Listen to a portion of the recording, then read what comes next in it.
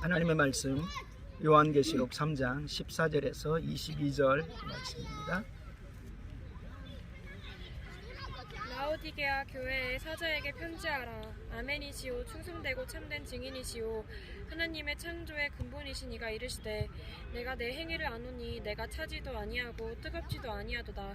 내가 차든지 뜨겁든지 하기를 원하노라. 내가 이같이 미지근하여 뜨겁지도 아니하고 차지도 아니하니 내 입에서 너를 토하여 버리리라.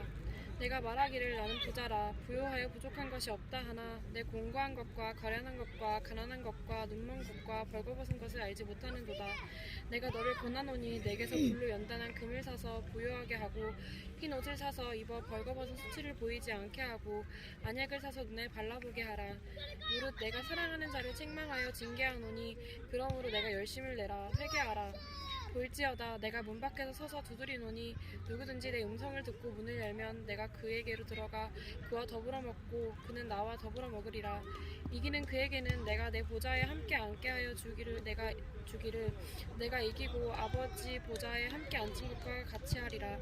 귀 있는 자는 성령이 교회들에게 하시는 말씀을 들을지어다. 아멘. 라오디게아 교회, 소아시아 7교회 가운데 마지막 교회입니다.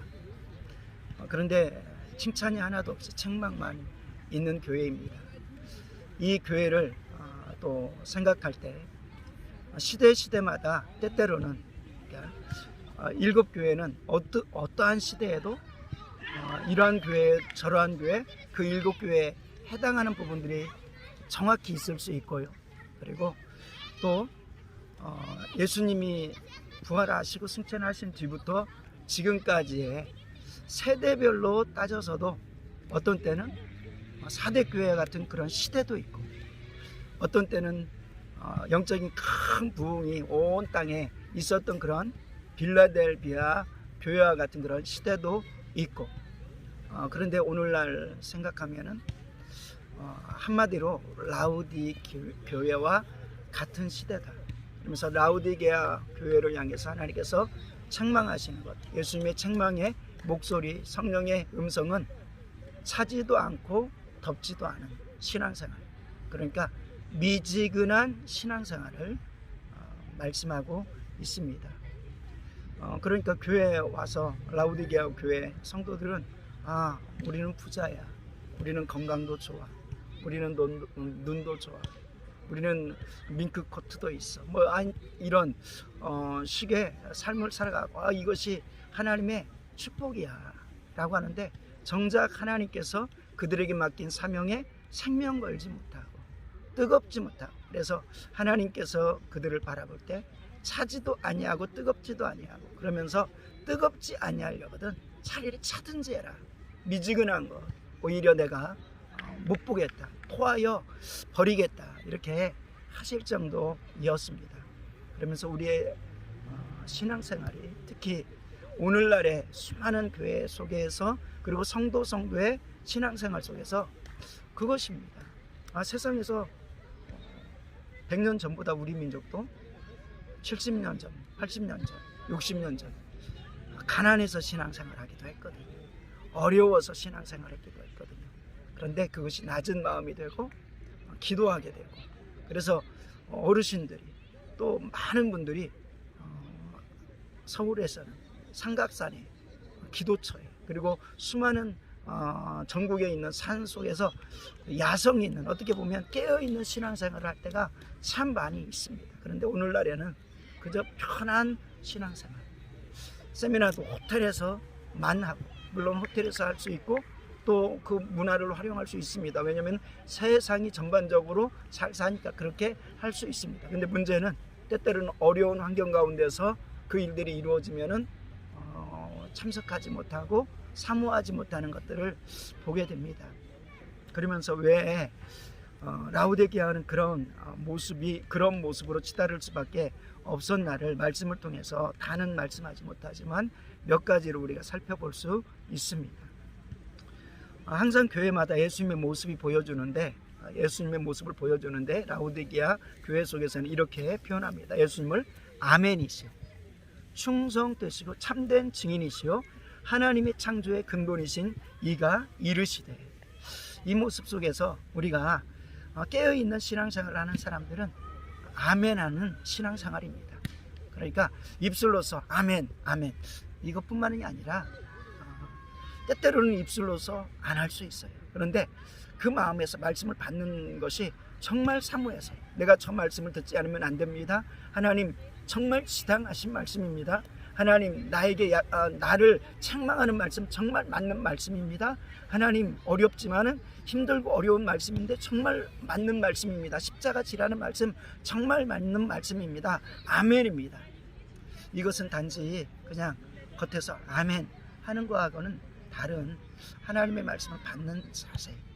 이 자세가 그저 세상 잘 돌아가고 그리고 먹고 살만하고 부족함이 없고 교회도 부족함이 없는 그런 세대가 되어가지고 간절한 아멘이 없는, 그리고 아멘이시오 라는 것은 순종하는 삶인 것입니다. 하나님 제가 그 말씀에 순종하겠습니다. 그래서 예수님의 한 모습을 보여주는 것은 첫째 아담은 불순종의 모습이라면 두 번째 아담 예수는 순종하는 모습입니다. 그래서 아멘이시오 라는 속에 포함되는 것은 순종하는 삶을 보여주고 있는 것입니다. 그런데 라오디게아 교회는 다 부유한 것 같고 하나님께서 많은 것들을 주셨지만 순종하지 않는다는 것입니다. 자기의 삶을 내려놓지 못한다. 또한 예수님의 모습이 그렇게 표현합니다. 아멘이시오 충성되고 참된 증인이시오. 그러니까 증인으로서의 충성됨이 그 삶의 전부였다는 것입니다. 예수님께서 그렇게 말합니다. 나는 전도하러 왔노라. 그 전도의 삶은 수시로 복음을 증거하는 삶이고, 그리고 삶에서 예수 그리스도 그 자체 속에 담겨진 생명을 증거하는 삶이지만 본인을 하나님의 약속에 따라 십자가에 못 박게 하는 그런 삶인 것입니다. 충성된 삶을 살았다는 거죠. 하나님의 계획, 하나님 아버지의 계획하신, 아버지의 맡기심 가운데 그의 인생이 곁길로 가지 않냐고 충성되게. 그런데 성경 속에서는 맡은 자에게는 충성할 것이다 라고 말씀하고, 충성할 때는 죽도록 충성하라 라고 말씀합니다. 그러니까 흐지부지하지 말라는 것입니다. 라오디게아 교회와 같이 그저 겉모습에서는 충성한 것 같은데 실상은 자기의 삶 어떤 것도 내놓지 않는 그런 삶이라는 것입니다. 이러할 때 예수님께서는 그 미지근한 삶을 토해 내버리겠다. 그러면서 15절에는 내 행위를 아노니 내가 차지도 아니하고 뜨겁지도 아니하도다. 내가 차든지 뜨겁든지 하기를 원하노라 라고 말씀합니다. 그러면서 내가 차지도 않고 뜨겁지 아니하면 내가 이것을 싫어한다 라고 말씀합니다. 교회 안에서 찬양을 드리는데 찬양이 뜨겁지도 아니하고 그리고 감격에 젖지도 아니하고 그러한 찬양을 내가 토해버리고 싶어.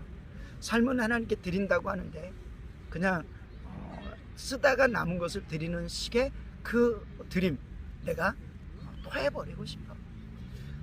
충성을 부탁하는데 나 지금 시간 없습니다. 나 지금 다른 할 일 바쁩니다 라고 할 때 내가 너의 삶의 주인 아니냐 라고 하면서 그저 적당히 드리고 적당히 타협하고, 왜? 나 잘 사니까, 나 풍족하니까, 이거 하나님이 주신 축복이야. 이때 하나님께서는 실상의 너희 모습을 봐라 라고 가르쳐 주십니다. 그러면서 왜 이렇게 타락한 미지근한 신앙생활을 하느냐 라고 할 때 하나님의 진단을 받지 않았기 때문이라는 것입니다. 늘상 깨어 있어서 나의 신앙생활은 어떠하지? 주님이 나의 신앙생활을 기뻐하나? 라는 것을 점검하지 않은 것입니다. 그래서 17절에 그렇게 말씀합니다. 내가 말하기를 나는 부자라 부유하여 부족한 것이 없다 하나. 그러나 주님의 판단은 무엇입니까? 내가 곤고한 것과 가련한 것과 가난한 것과 눈먼 것과 벌거벗은 것을 알지 못하는도다. 그러니까 영적으로 모든 것들이 다 풍족하다고 생각했는데 그건 세상적인 부유뿐만이 아닙니다. 교회 안에서 나 영적으로 풍족해, 하나님께 복을 받았어 라고 스스로는 생각했지만 하나님께서 판단하는 것은 가난하고 눈멀고 벌거벗은 너의 모습을 알지 못하는도다. 참 가련한 너희 모습을 알지 못하는 거다. 예수님께서도 마태복음 가운데서 세상을 향해서 살아가고 적당하게 살아가는 그 사람을 향해서, 하나님을 향해서는 하나님 나 복받은 사람입니다, 그리고 세상에 창고를 짓고 거기에 곡식을 담아놓고 내 영혼아 편히 쉬자 라고 하는 그러한 인생에게 너희 영혼을 부르면은 너의 가진 것, 영적인 축복이 남아있겠느냐 라고 하면서 제일 가난한 사람이 되었도다 라고 말씀을 하여 주십니다. 그러면서 우리가 라오디게아 교회와 같이 미지근한 신앙생활을 하지 않기 위해서는 철저히 하나님의 눈으로 우리를 점검해야 될 줄로 믿습니다. 그래서 18절에 권면합니다. 내가 너를 권하노니 내게서 불로 연단한 금을 사서 부요하게 하고 흰옷을 사서 입어 벌거벗은 수치를 보이지 않게 하고 안약을 사서 눈에 발라 보이게 하라. 그러니까 점검하되 철저하게 자기를 불로 연단하는 금을 사서 부요하게 하라는 것입니다. 흰옷, 거룩한, 진정한 거룩한 흰옷을 사서 지금 벌거벗었는데 벌거벗은 수치를 가려라. 그것은 또 천국에 가면 우리가 세마포, 의의 세마포를 입어야 되지 않습니까? 성도들이 의롭게 행한 것들이 의의 세마포를 이룹니다.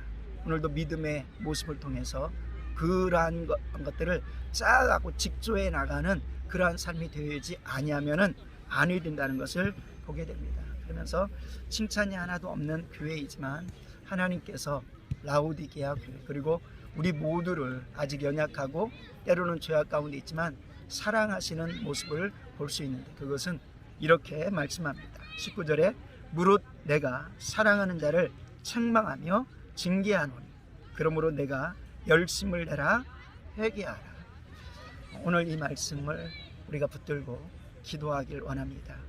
생명이 있는, 우리는 세상 속에서는 아무런 부족함이 없는, 부족하다고 해도 70년 전에 또 초대교회와 같은 그런 부족함, 그것은 우리가 경험하지 못합니다. 그런데 그들은 그 속에서도 헌금하고 그 속에서도 생명 걸고 그 속에서도 죽을 것처럼 전도하고 이렇게 살아갔던 것들을 보게 될 때 우리는 참으로 미지근한 신앙생활 아닌지를 점검하면서 하나님께서는 그 모습을 바라보면서 토해 버리겠다 라고 말씀했는데, 그러나 오늘 본문 말씀을 통해서 내가 책망한다, 사랑하는 자를 책망하여 징계한다.